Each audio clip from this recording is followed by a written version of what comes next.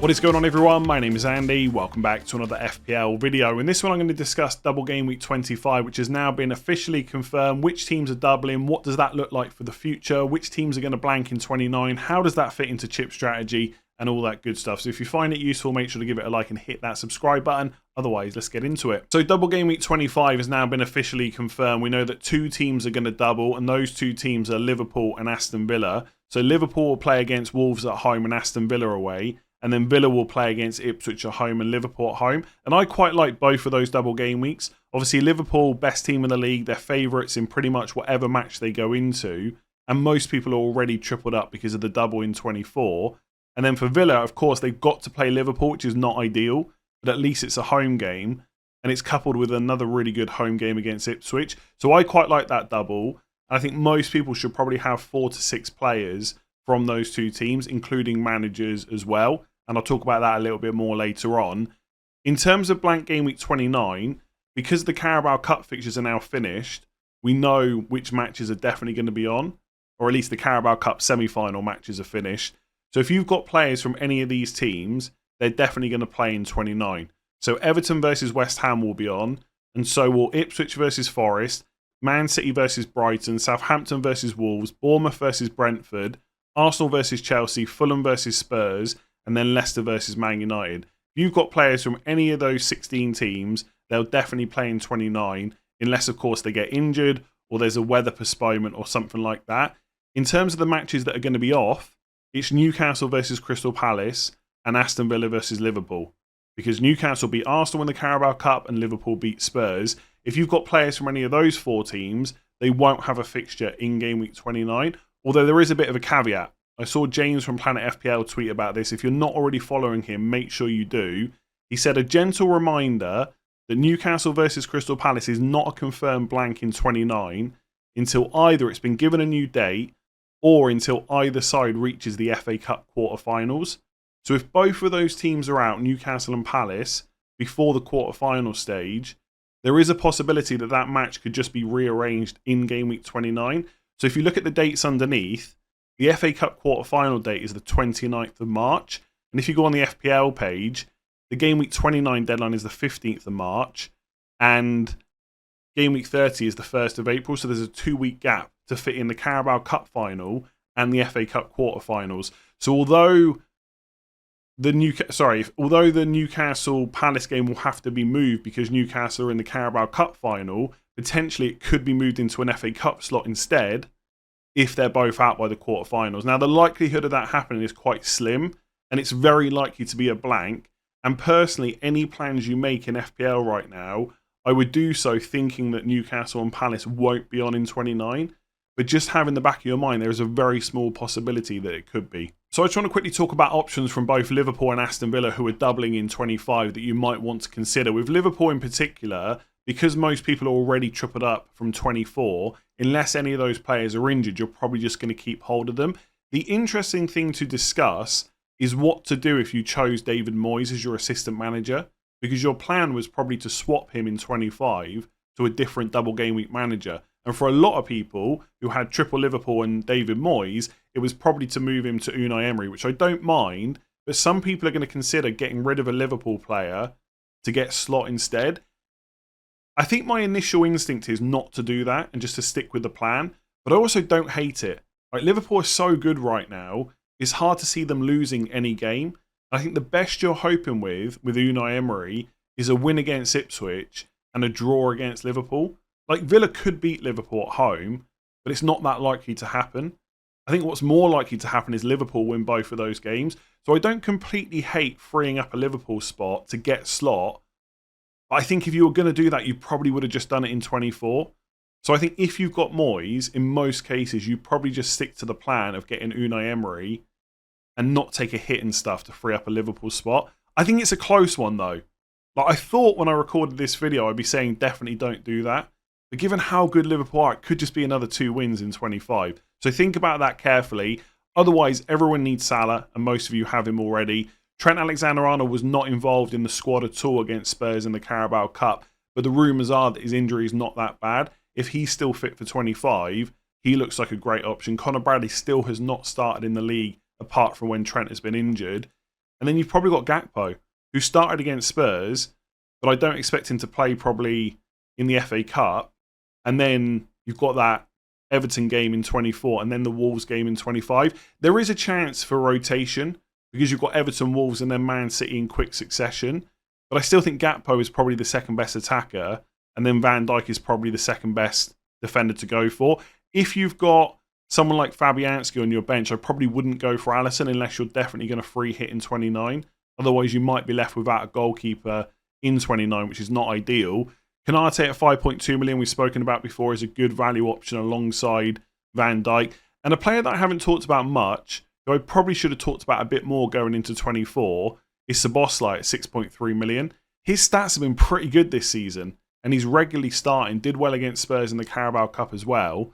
If you've got a free spot and not much money to spend, you could consider him for a midfield spot over someone like Diaz. For Aston Villa, Watkins, we need to wait for an injury update. He wasn't seen in training, the last lot of training photos that came out, but the deadline for 25 is still over a week away. So hopefully he will be back. And if he is, he does look like a really good option to have. Probably the best Aston Villa player to own for 25. Like nailed on, penalty taker, 2 home games. A lot of people have got Isak. That is a straight swap that could be done. I'm not saying you have to get rid of Isak, but it kind of lines up quite nicely. Other options are probably Rodgers, who's been nailed on all season, hasn't missed a game in the Premier League apart from through suspension. If you want a defender, it's probably Konza for security of starts. Luka Dean is more attacking, but I'm always worried that Maatsen will start the odd game. And then in terms of other attackers, you've got obviously Rashford, Asensio, and Marlon, who have just signed. It's very difficult to know right now exactly what the minutes of all those players will be. I think right now, although I've put Rashford on the graphic, I think Marlon is probably most likely to just come in and get minutes. Like Rashford hasn't played for quite a while for Man United. Like it's been a long time since he started a game. It was like back in game week 13 against Everton. So it's hard to know what his fitness is like and whether there's a plan to just put him straight in the team. Obviously, they're paying a lot of money in terms of wages for him. Is he going to go straight in? I don't know. And you would have the games in pretty quick succession. Like it's going to be a Saturday game against Ipswich, then a midweek game against Liverpool. Like, are any of those attackers apart from Rodgers and Watkins going to start twice? It's hard to know. So if you were going to go for 2 or 3 from Villa, it's probably Watkins, Rodgers, then one more. You could even look at someone like Martinez in goal, perhaps. Move on one of your goalkeepers to have a double game week goalkeeper instead. And then after that, you've got Chelsea at home, Palace away, and Brentford away before that blank in 29. So I guess just to bring it back, probably Salah, Trent, Gakpo or Van Dijk from Liverpool, if we're not including managers. And then Watkins, Rodgers. I wouldn't force a third Aston Villa player into your team. I think it's okay to have one if you've got the transfers. But remember, if you're not free hitting in 29, any player that you bring in, you're potentially having to take back out again. And I'm not sure many third Villa players are necessarily going to be worth it unless you're willing to take a punt. Rashford 6.6, Marlon 5.5. They're cheap options that could do well if they get the minutes. There is definitely some risk there. So I thought I'd go through the fixtures from the 4 teams that are blanking in game week 29 because although they don't have a fixture in that specific game week, there's still a consideration about whether or not to bring their players in beforehand, whether to keep hold of them, and also long term, how good of an option are they after the blank? And that might also impact your chip strategy as well. So I'm going to start with Newcastle and Crystal Palace. Just a reminder too, because their game week 29 blank wasn't brought forward to 25, like it was for Liverpool and Aston Villa, that fixture, that blank, will probably go into game week 33 instead. So it's quite likely that Newcastle and Crystal Palace will both double in 33. So keep that in mind. For Newcastle, before the blank, it's Man City away, Forest at home, Liverpool away, and West Ham away. And then after the blank, 30 to 32, before that potential double in 33, it's Brentford at home, Leicester away, and Man United at home. So I would say for Newcastle in particular, the fixtures are definitely better after the blank than they are beforehand. Now, Newcastle are playing pretty well at the moment, so there's no need to look at Anthony Gordon, Alexander Isak as must-sells. But I also don't look at those fixtures and feel particularly worried about not owning them. I certainly don't feel like I need a Newcastle defender. Like 3 away games in the next 4. City and Liverpool are 2 of them. Like City are not playing that well at the moment. From an attacking point of view, it's probably quite a good fixture for Newcastle. Defensively, it's not. So if you've got a lot of money tied up in the likes of Lewis Hall, Alexander Isak, you might want to keep hold of them. Lewis Hall you could probably have on your bench and maybe just play through 29 because the fixtures afterwards are pretty good. But for those of us on a limited number of Newcastle players who maybe picked up Alexander Isak a little bit later, he's going to be a bit easier to sell. So I would say more than fine to keep hold of. City away, attacking point of view, not terrible. Forest at home, West Ham away, okay as well. But it is 3 away in the next 4. So they're not as useful to us as they were before kind of game weeks 25 and 24 when the fixtures were much better. But afterwards it looks pretty good. For Palace, before the blank, the fixtures are really nice. Everton at home, Fulham away, Villa at home and Ipswich at home. So 3 of the next 4 are at home. The likes of Mateta, Munoz, even maybe Eze if he can stay fit, all good options. And then afterwards, you run straight into Southampton away in 30, Brighton at home in 31, and then City away in 32. So the fixtures are slightly worse afterwards, but not terrible. And then you've got that potential double. So in some ways, I would almost say that Crystal Palace are maybe slightly better off holding on to because of how good the fixtures are before and after. Now, you could end up free hitting in 29, in which case you'd probably keep players from both of these teams, knowing that any players you keep will then double in 33. But if you're not free hitting in 29, and there's no right or wrong, it's really going to depend on your team setup, I still think Crystal Palace players are worth keeping right up until that blank because of that Ipswich at home game in 28. So even for me, where I've only got Eze and Isak, like I might keep hold of Eze even if I don't free hit in 29 and then maybe sell him in 29 itself. It's not a guarantee and I don't want to talk too much about my own team in this video, but that's the kind of things that I'm thinking about. For Liverpool and Aston Villa, Liverpool is so good, you probably want to keep a double or triple up as much as you can. So you've got the double in 25, City away in 26, which is not great, but then it's back-to-back home games against Newcastle and Southampton, the blank in 29, straight into Everton at home, Fulham away and West Ham at home, and then a probable blank in 33, but for Liverpool to double in, a possible double in 33, but for Liverpool to double in 33, they would need to be blanking in game week 34, and for that fixture to get pulled forward.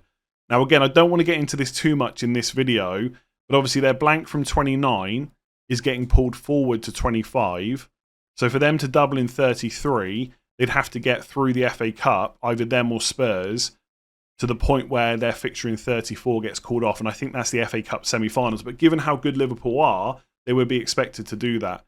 So it might be that Liverpool essentially have the good fixtures beforehand, good fixtures afterwards, and then another double in 33. So whether or not you free hit or not, because of the amount of value that most of us have got tied up in Salah, there is going to be massive consideration about just holding him in 29 and just benching him. Like anyone that got on him really late, maybe you sell him and you bring in a Haaland or someone like that as a differential. But for most of it, it's going to be really hard to let go of Salah. And some people would say that free hitting in 29 to hold that value is a good move. But you've also got another blank in 34 based off the FA Cup semi-finals. And that could be another hard period to navigate where you've got a potential double in 33 for various teams, a blank in 34, then another double in 36. So the free hit in 29 looks good, but it's also going to be very useful in 34 as well. So the more players you've got that are blanking in 29 in your team right now that you want to keep hold of, the more likely you are to free hit. Obviously, you can sell players and buy them back, but again, a lot of that will depend on how many transfers and stuff you've got saved up. For Aston Villa, the double is good, but then it's Chelsea at home, Crystal Palace away and Brentford away. It doesn't scream must own. So that's why I was saying earlier, I wouldn't necessarily feel like I have to triple up. I might do it anyway, because I like going all in on the doubles, but it's not going to look as good after that double. Then you've got the blank in 29 straight into an away game against Brighton, but then it is Forest at home and Southampton away. So that doesn't look too bad, but I can't see myself wanting to carry 3 Villa players that whole time. Like Watkins is good, Rodgers is not bad, even though his stats aren't amazing. But the one thing with Rodgers is, which I'm sure you've seen other people point out, is he's already on 8 yellow cards. So if he picks up another 2, he's then suspended for 2 matches. So the chances of him going this whole time without picking up that suspension looks quite slim. So I think Aston Villa players look great for the double. I'm not sure how long afterwards you're probably going to want to keep hold of them for. So just some quick thoughts based on what we've discussed in this video. Where possible, I would try and leave your options open as long as you can, where you're not sure which chip strategy you want to go for yet. So let's say you're sat there with 3 Liverpool and 1 Aston Villa in your team and you're happy with that, and the team looks good for the next few weeks. It's more than reasonable just to roll transfers and decide later on what you want to do. Especially now we can save up to 5 free transfers and play them through a chip. So even if you save up to 4 or 5 and then decide, well, actually, I am going to free hit, you don't lose those transfers anymore. So it's more than reasonable to want to do that. And although the blanks in 34 are based on who gets to the FA Cup semi-final, which we won't find out for a little while, we will get more information every single FA Cup round that we get through. So if I just go back to that graphic, the FA Cup 4th round will happen before 25. The FA Cup 5th round will happen on the 1st of March. That's when the games are being played that weekend. And that's before game week 28. So before 28, we will know who's in the quarter-final and who still has a chance to blank in 34, thus resulting in doubles. So as an example, right, and this is probably a bad example because I suspect Liverpool will go all the way to the final, but let's say that Liverpool and Spurs are both out of the FA Cup after the 5th round. That means before 28, we would know that Liverpool and Spurs will not blank in 34, and therefore Liverpool won't double in 33. And that might dictate your strategy, whether or not to free hit in 29 and when to wildcard a little bit more. And obviously the same can happen for other teams as well. So it's okay to not know exactly what you want to do right now. And if you don't, try and not make any big decisions either way, basically. A lot will depend on how many blank 29 players you already have and how many you want to hold on to, but also team value. Like I said earlier, lots of people got money wrapped up in Salah, Isak, etc.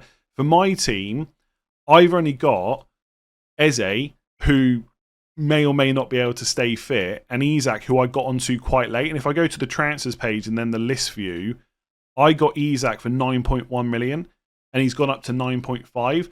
Now, I would hope with the fixtures coming up that he won't rise in price too much more. So if I sell him, I can sell him for, let me just make this a bit bigger, I can sell him for 9.3 million. And if I have to buy him back at his current price, it's only 0.2 million. And I would hope that he drops in price by the time I need him. So if I get rid of Eze and Isak, and I've got no players from Palace or Newcastle, and I've only got Liverpool and a couple of Villa, that makes it a lot easier to get to 29 and be in good shape with my team. So for me in particular, it probably makes less sense to free hit, in which case I will probably wildcard in 30 or 31 instead. For what it's worth, the main strategies probably haven't changed. You can absolutely go different to this, but this is what most people are going to do. Dead end game week 29, which basically means you're only planning up until 29 because afterwards you're going to wildcard. And then either wildcard in 30 or 31. If you decide to wildcard in 31 instead, obviously you're dead ending up until game week 30. The reason you might want to wildcard in 31 instead of 30 is basically because of the fixtures. So in game week 30, lots of people are going to be bringing in Bournemouth midfielders over the next couple of weeks. They've got Ipswich at home, so you might want to keep them. And if you do go for like Haaland, Foden, Vardiol for 29 when City have Brighton at home, in 30 they've got Leicester at home. And you wouldn't necessarily want to hold them on wildcard, but you probably would want them for that week. That's where wildcard 30 comes into play. Sorry, that's where wildcard 31 comes into play instead of 31 instead of 30. And it's likely that game week 33 will be the bigger double game week, therefore the better week to bench boost. So for my team, no need to free hit 29 most likely. I wildcard in 30 or 31. I bench boost in 33. I've already used my assistant manager chip, as a lot of people will have. And then you free hit in 34 to cover the blank. And then you've got transfers to deal with, double in 36 later on. Or you free hit 29, you probably still bench boost in 33. Because if you're free hitting in 29, you're carrying through a lot of players that will have doubles in 33. You bench boost, you dead end 34 instead. And then you probably wildcard 35. If you've still got assistant manager left, whichever strategy you go for, there's still going to be time to use it. You can use it in 25, or you could use it in 36. It's not a problem, so don't panic about that too much. Double game week 33 likely to be bigger double than 36, as I mentioned, not guaranteed. Bournemouth players in particular allow you to hedge your bets because they got good fixtures before and after the blank, and they play in 29. So again, if you're looking to hedge a bit, or you just don't have free hit to manage things, I would definitely look at Bournemouth players. because they have got Southampton away in 25, Wolves at home, Brighton away, Spurs away before the blank 29. In 29, they play Brentford at home. Then it's Ipswich at home, West Ham away, and Fulham at home from 30 to 32. So definitely look at Bournemouth players if you're not already. And Moyes to slot is an option, which I mentioned earlier, but I just put it there so I don't forget. I think that's most of the stuff covered for double game week 25.